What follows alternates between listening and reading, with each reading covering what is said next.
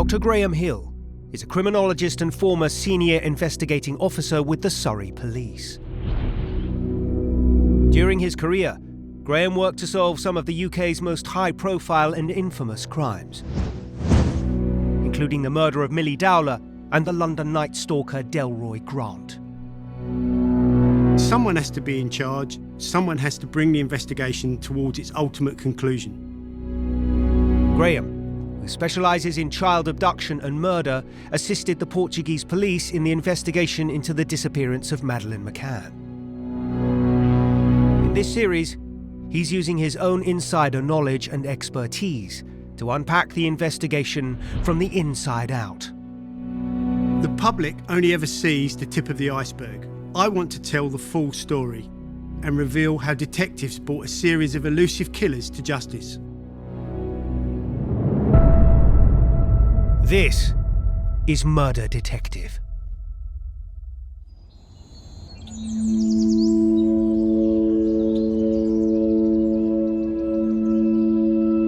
East Ham, London is a vibrant multicultural community where different ethnic groups, by and large, live in harmony together. East Ham, it had been a very working class area up to about that time. You then get waves of immigrant communities coming in from Eastern Europe, from Asia, but these communities were very much isolated. They kept themselves to themselves, very often not even speaking English. So whatever was going on, whatever crime may have been going on within those communities, it usually didn't spill out onto the native community, as it were, of East London. East End of London had always been a working class area, and in parts you could even describe it as a deprived area. It was, I think it had its problems. Every area, all over this lovely country of ours, you'll have that, where the vast majority of people are wonderful and deserve to be looked after, and there'll be a group of people who are preying on them. East Ham was no different.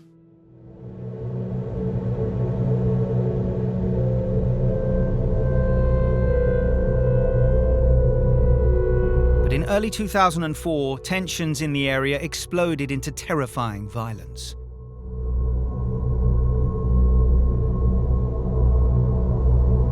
Graham Hill is in East Ham to revisit the circumstances surrounding a seemingly random and vicious attack.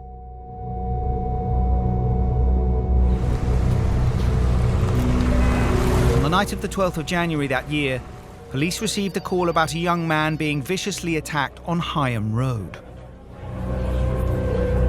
Police sped to the scene, as you would expect, and they found a man lying in the road. He'd clearly been beaten savagely. From the beginning, they could see that there was multiple wounds, a multiple series of different types of weapons. Very quickly, they found out that cricket bats had been involved, and sticks, and bars, and even reports of a hammer and a sword. This was a savage attack by any standards. He wasn't dead, so it's being investigated as a grievous bodily harm, as an attempted murder. So the preservation of his life, the preservation of his health, has to take precedence over evidence, and that has to be managed very carefully. The medical team has to do a number of medical procedures to try and save that person's life. And sometimes that can influence and complicate the forensic examination, because you've got clothing on the victim that might give information and clues, and also you've got injuries on the body that you would want to try and see at the earliest opportunity. But clearly the medical treatment the person is getting takes priority. The very first protocol would have been the uniform officers that would work in the area, and their immediate task would be to seal the scene, to preserve witnesses, to see if the cordons were in the right place, to start the initial inquiries, is to make sure that at the very initial investigation that is being dealt with in a professional way.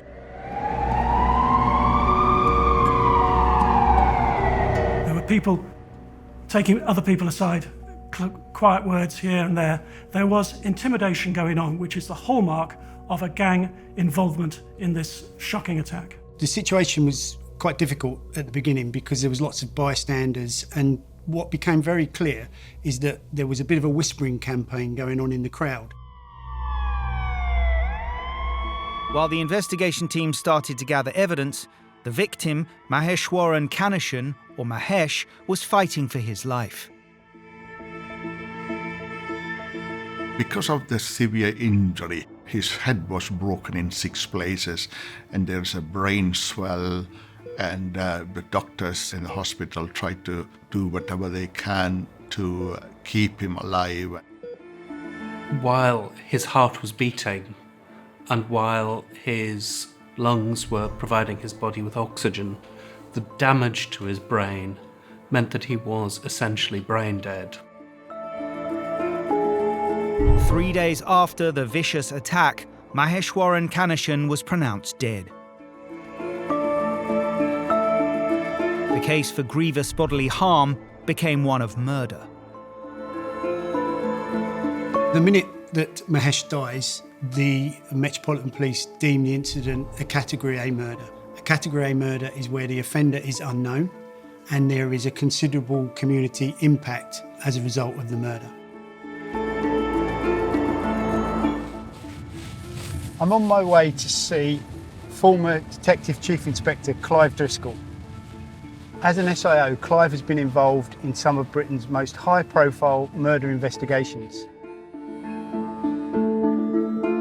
Clive, how did you first learn about the murder?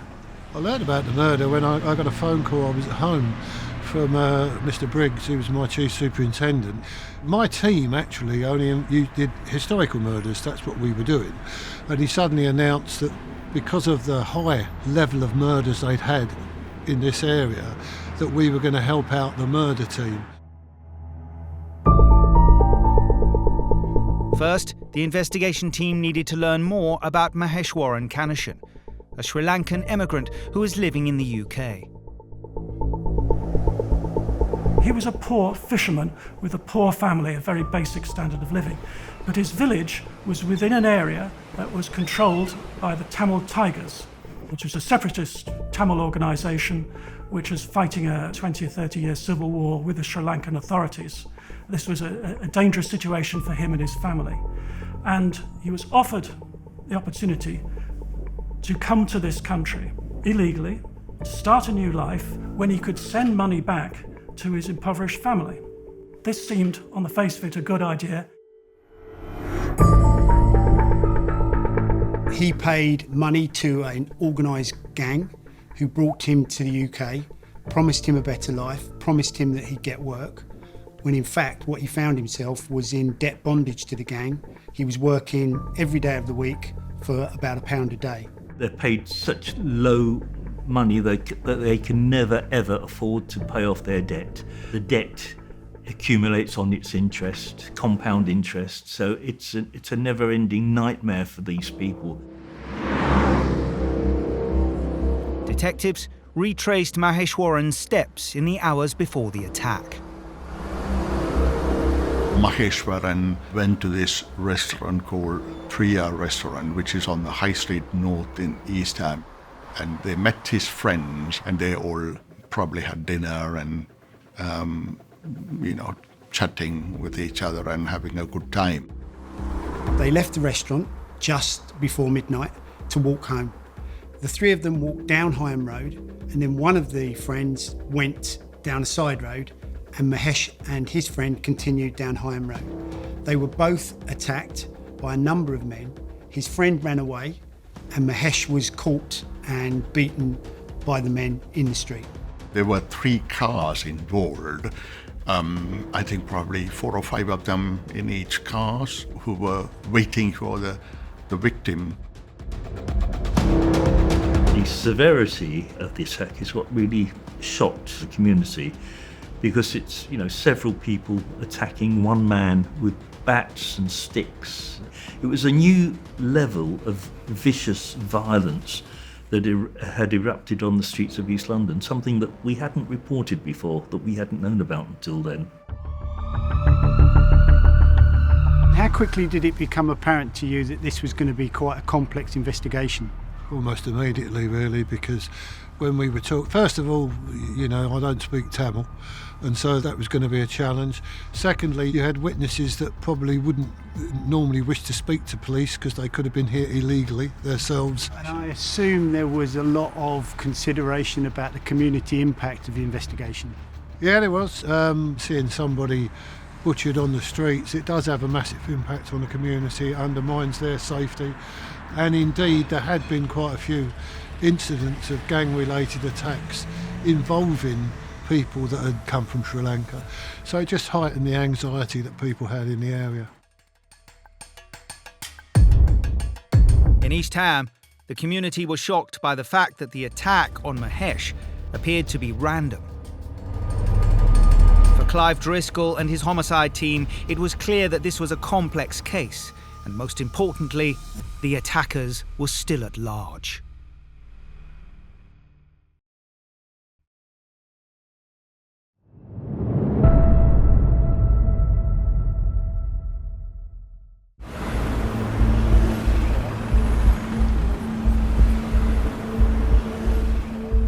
Former Detective Chief Superintendent Graham Hill is in the East End of London to find out more about the attack on 26-year-old Sri Lankan native Maheshwaran Kanashan, who was viciously beaten to death in January of 2004.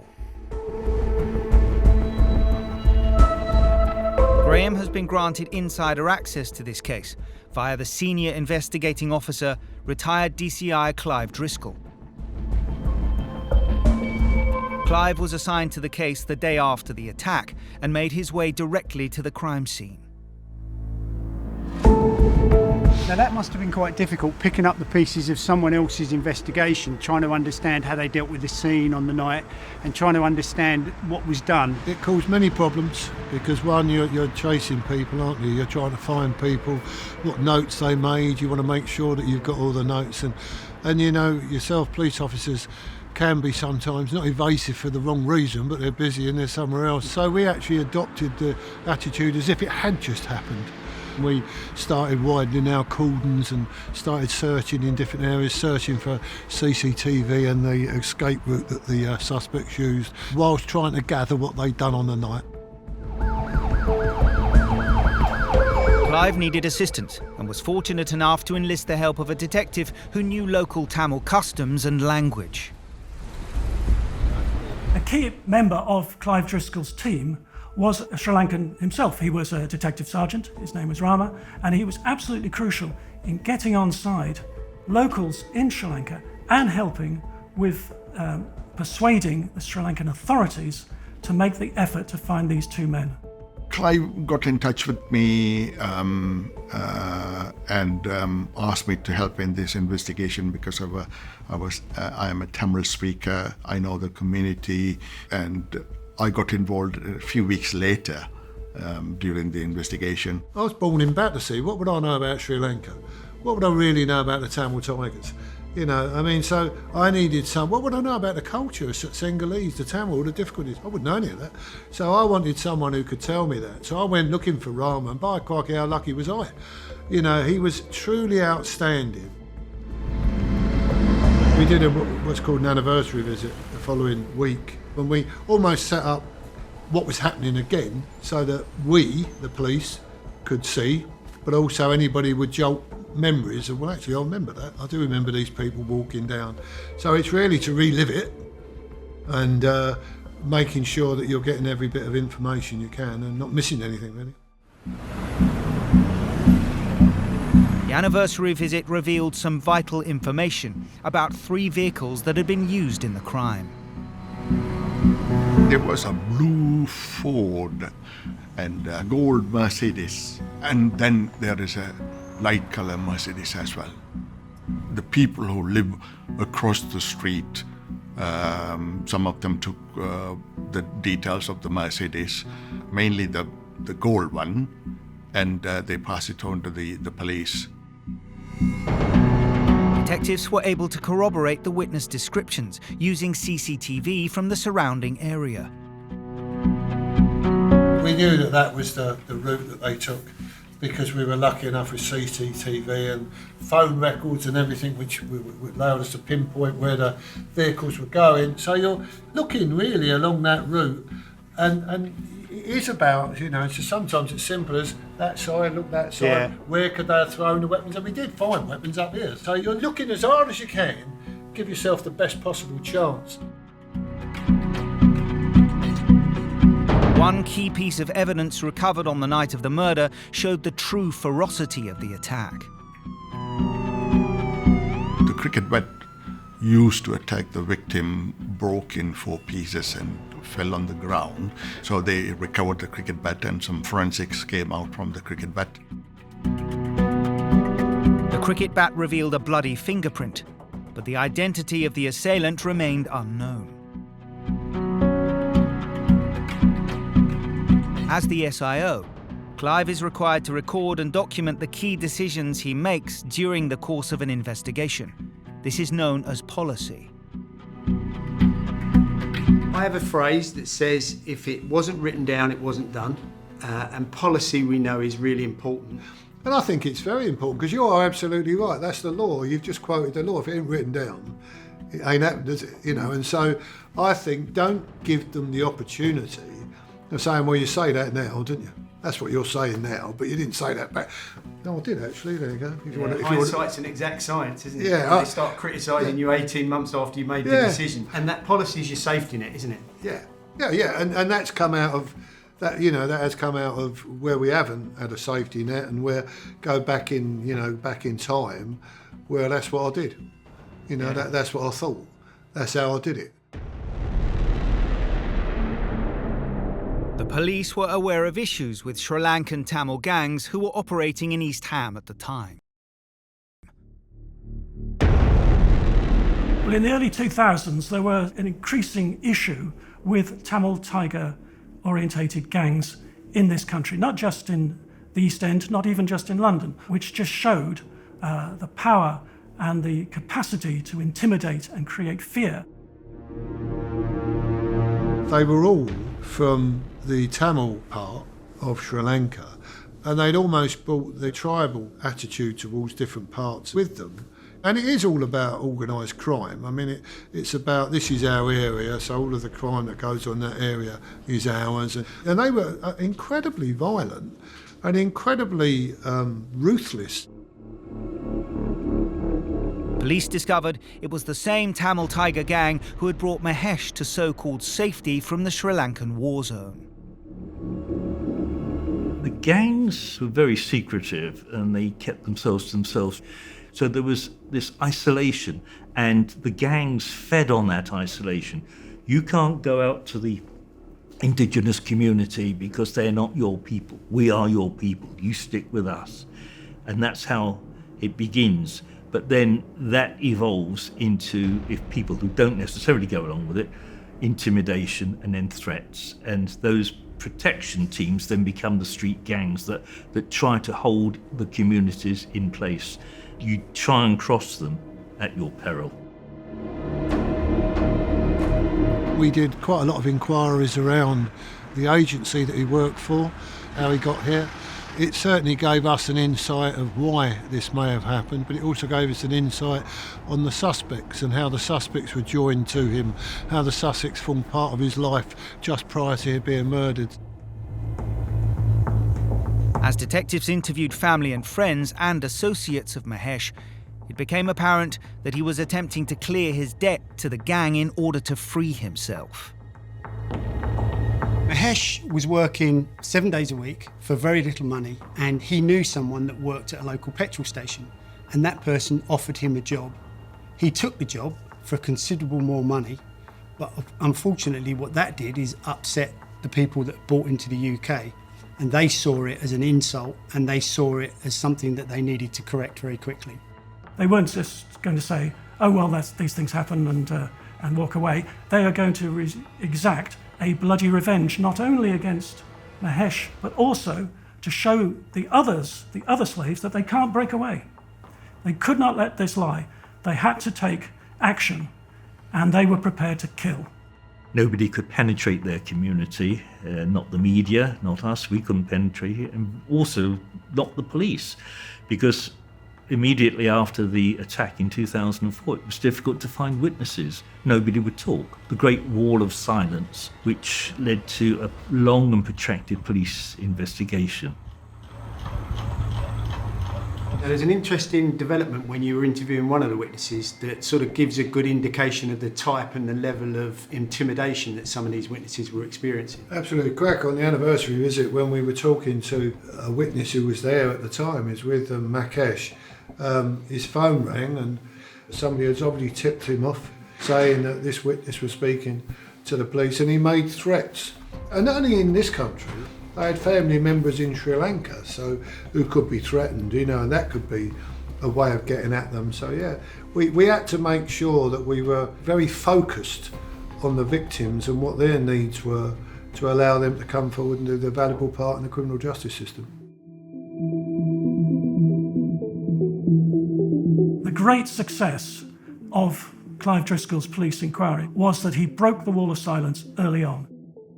Clive Driscoll and his team were able to convince Sri Lankans and Tamils community in East Ham that they could trust the police. 3 of the suspects were identified: the gang leader Sivajodi Anantaraja, Siva Pragasam Rajesh Khanna, and a third man known as Sivalingam Sivakumar.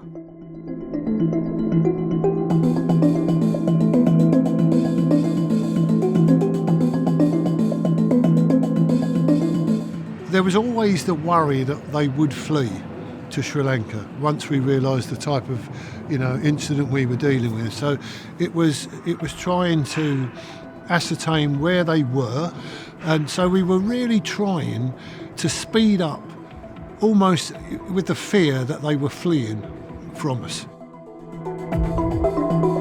Anonymous sources reveal the suspects were already making moves to flee back to Sri Lanka. For Clive and his team, it was a race against time. The investigation had just become global.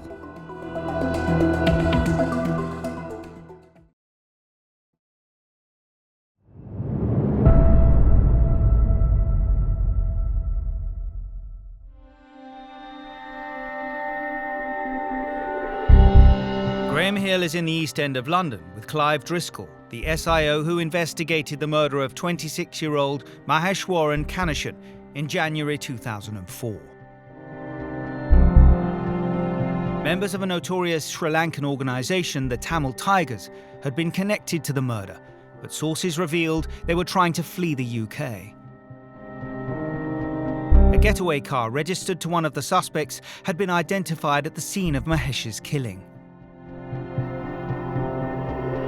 Gold Mercedes number plate was taken by the witnesses from Higham Road, given to the police, and so the police has the car registration number, and then they traced the owner of the car as Sivalingam Sivakumar. But Sivalingam Sivakumar went into hiding, so he moved his address. He was in London and he had friends in Hertfordshire and various parts, so he was moving all over the place. It was incredible. He knew that he would be caught if he went through airports because of the high security at airports, Heathrow or Gatwick, wherever you're flying from, and even arriving in Sri Lanka. You've got cameras everywhere. And so he loads up his car with his all his worldly possessions, and he thinks, oh, like the tortoise, I'll go slow and they won't catch me because I'll be under the radar. The police were hot on Sivakumar's trail, and it wasn't long before they tracked him down. With the first of their suspects in custody, detectives found the evidence of the attack in his car. Some of the really damning forensic evidence was found in the gold Mercedes car. In that car, Mahesh's blood was found, and fragments of the cricket bat were also found. So there was a definite link between that car, the person driving that car, and the attack. Sivakumar was brought before a judge at the Central Criminal Court in London. First of all, the police had to put Sivakumar, the one suspect they had in their hand, on trial. And at the Old Bailey, about a year after the murder, he went on trial. He had refused to give any help to police. He made no comment interviews throughout, put forward very little defence in a positive way, other than it wasn't me. But the evidence was too strong. The jury saw straight through his lies, and he was jailed for the minimum of 17 years. Although Sivakumar was behind bars, police needed to track down the two other gang leaders, Anantaraja and Rajesh Khanna. They quickly disappeared from their home addresses. They were moving from one place to the other. And then we discovered later on, when we spoke to other witnesses and family and friends of the suspects, especially the victim's family in Udaipur in Sri Lanka, and the people in the village saw them. So we knew that they have fled the country, fled UK, gone back to Sri Lanka. One of the real outstanding things about this investigation is Clive Driscoll's dedication to the cause. He decided that actually there was two outstanding offenders and he wasn't going to give up. So he had to persuade the hierarchy within the Metropolitan Police, he had to persuade the Crown Prosecution Service, he had to convince the Foreign and Commonwealth Office that this was a legitimate thing to do and that this was the right thing to do. I'm guessing you were going to have to justify to your bosses why you thought it was important for them to be extradited and why you thought it was important to keep this investigation alive. Can you tell us a little bit about some of the battles you had there? The answer is you have to do what you think is right for the families. So you have to sort of go in and demand within your power that you are supported. But also, to be fair to the senior management team, explain why you believe that that is, you know, and for me it was quite simple really. Are we honestly going to allow people to kill people on the streets of this country and then all they have to do is go away and leave us? So my message is quite simple: don't do it, because we will continue to come after you. And we did, and that, you know, was a very strong message, I think. Tracking down criminals in a foreign jurisdiction requires that a country operates within an internationally recognised framework. When a UK police force wants to do work in another country, they have to speak to the Foreign and Commonwealth Office, and they have to get what's called letters of authority to work in that particular country. Also, the information has to go via Interpol, because Interpol have connections in every country. So Interpol is a group of people that can mediate between different police forces and help police forces operate in different countries around the world. International arrest warrants were issued, and Clive Driscoll flew to Sri Lanka to pursue these two ringleaders.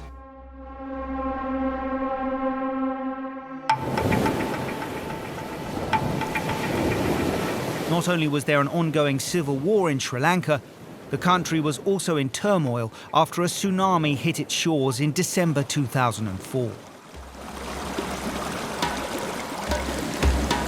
One of the problems that Clive faced was that Sri Lanka was still suffering the after effects of a tsunami. And therefore there was lots of displaced people, lots of people were in places that they shouldn't be. And so he found it very difficult to work in those conditions.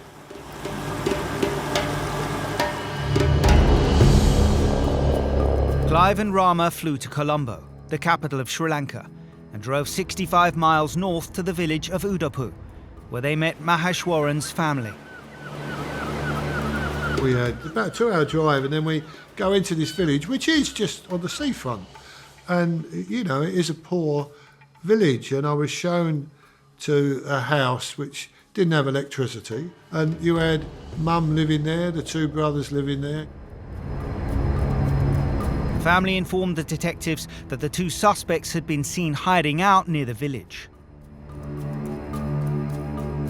The suspects who fled to Sri Lanka, first they tried to bribe the brothers. The elderly brother was approached by Anantaraja himself. The brother asked him what happened, what was his involvement, and Anantaraja told him that he was not involved in the murder of his brother, the victim Maheshwaran. Anandaraja tried to give some money to Maheshwaran's brother if he helped him to eliminate him from this investigation and paint him as an innocent party not involved in the murder. Clive spoke about people trying to intimidate him, trying to stop him conducting his investigation in Sri Lanka. So that was significant, and that's something we see with a lot of organised criminal gangs. They try and intimidate everybody, sometimes even the police. Back in London, Detective Rama used his influence in the Sri Lankan community to explore potential leads. They had information coming from people that had friends and family back in Sri Lanka. They found out that the two suspects that had fled the country were going to a family wedding in that area on a particular day. I was told by the villagers that Anandaraja would come to this wedding, and that was the opportunity to arrest him.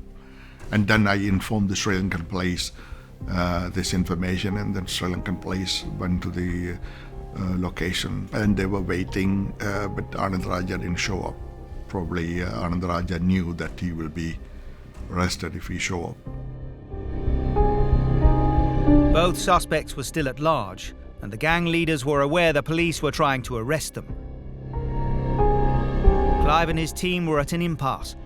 The trail appeared to have gone cold, and it would be several years before they finally had their next major break in the case.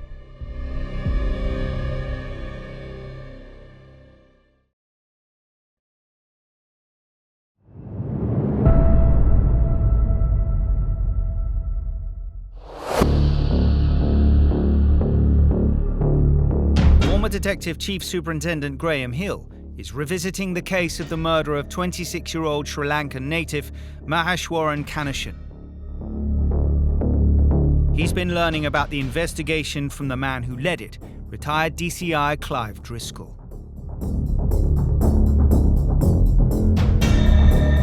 3 years after the first visit to Sri Lanka in 2004, Clive received news that the Sri Lankan police were closing in on one of the suspects. First one they were able to pick up was Rajaskana. He was in an isolated house outside the village, which the police were able to surround. Rajaskana was playing cards, and when he approached him, Rajaskana tried to run away, and he fired some shot on the air and told him to stop.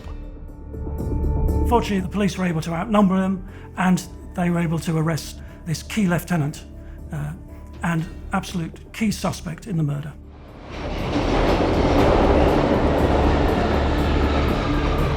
Soon after the news had broken that Rajesh Khanna was in custody in Sri Lanka, Clive received a surprising phone call while travelling on the tube. It was the gang leader, Anand Taraja, offering to turn himself in. How bizarre is that, really? Sitting on a tube at Putney Bridge Station with a phone call, and somebody who I've circulated arrest for murder phoning me up. How you doing? Oh, fine. Would you come over here, please? So why did Antharaja give himself up? One suggestion is that he suspected that now that his lieutenant had been arrested, that the local police would just cut the loss and say, well, we might as well shoot the other one, rather than give him to the British police to take back to London. More likely suggestion is that he was convinced that his power in East Town was still intact and no witnesses would come forward to identify him, so that the case against him would collapse and he would now be a free man. Both suspects were held in custody in Sri Lanka for the next 2 years before being flown back to the UK to face justice. Can you explain a little bit about the process when the two suspects were extradited and arrived back in the UK? With extradition, you have to have your case prepared. When they come to this country, they're just going to go to court. You can't sit down and do a PACE interview with them. So you have to make sure that you can show this authority's here and the authorities in Sri Lanka, they're going to court for the offence of murder in this case. So in effect, your file's ready to go. Everything's Yes, ready to go. Absolutely ready, yeah. The suspects were brought to trial at the Old Bailey in May 2009. We reported at the time that 2 men who had been traced to the Tamil-held areas of Sri Lanka were finally now in the dock at the Old Bailey to answer a charge of murder from East Ham back to 2004. That was 5 years earlier, so it was a long trail. And the media story we ran was the long arm of the law finally catches up with the perpetrators. They didn't want to stay in Sri Lanka in the Sri Lankan system. They wanted to come over here into the British system. But just generally, I don't know if they had a lack of respect for our system or just generally thought they could bribe people, I don't know. But they didn't seem to think the outcome would be the outcome. The mental psyche of these people is, well, you know, I'm a member of the street gang, I'm one of the East Ham boys, nobody's going to talk against me, these witnesses are not going to show up for the court case, I will bluff my way through it. That's the hope, but it wasn't like that, because between 2004 and 2009, the Tamil community, or the Sri Lanka community rather, in East Ham was becoming more and more integrated. So the passage of 5 years brings them closer into the community and less afraid of their own street gangs. And that was the downfall of these people. So it took you 5 years to get the 2 guys you extradited from Sri Lanka, to get them to court. You get to court and you're thinking about presenting your case. Were there any particular difficulties in stuff you had to say at court and things you had to show? It was close liaison with the Crown Prosecution Service and the lead barrister and the junior barrister. But above all, to just not lose focus on the evidence you've got.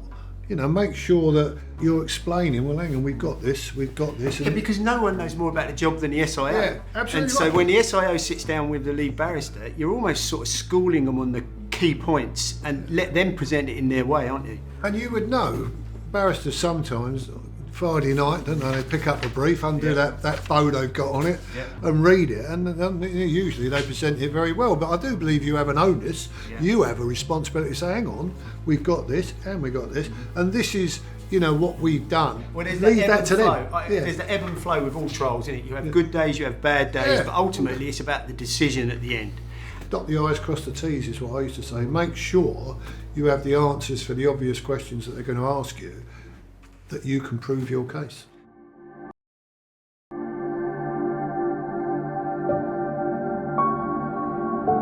One of the things that Clive and his team had to do is they had to maintain very good relationships with the Sri Lankan community in East Ham, to the point where they protected people from intimidation, and they were able to get witnesses to court that gave crucial evidence that led to these convictions. Witness after witness came to court to point out these were the men at the scene of the crime and back up all this mountain of forensic evidence that the prosecution had against both men.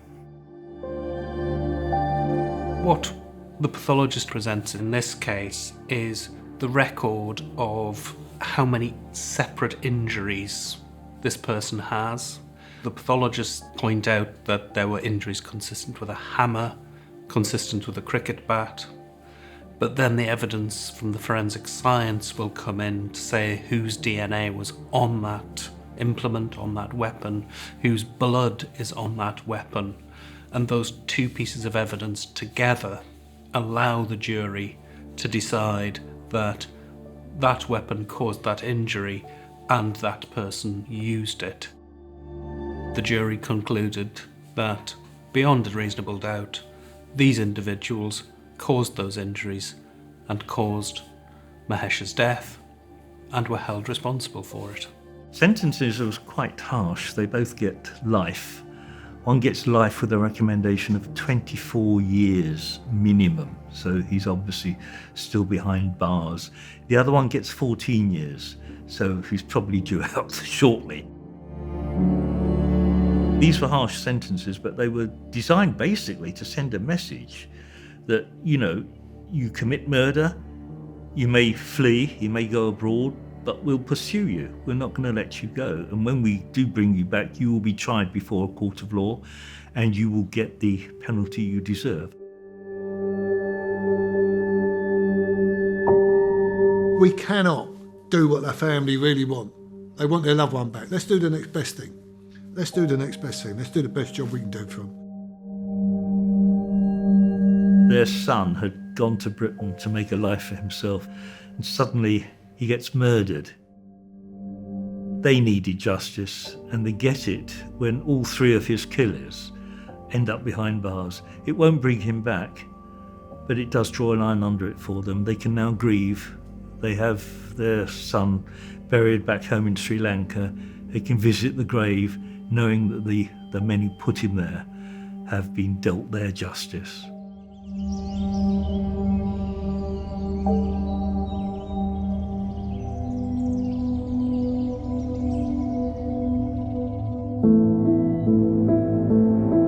Clive's leadership skills and passion to get justice are a testament to the hard work SIO does to solve a case. One of the things that SIOs have to do is they have to lead, and they have to lead from the front.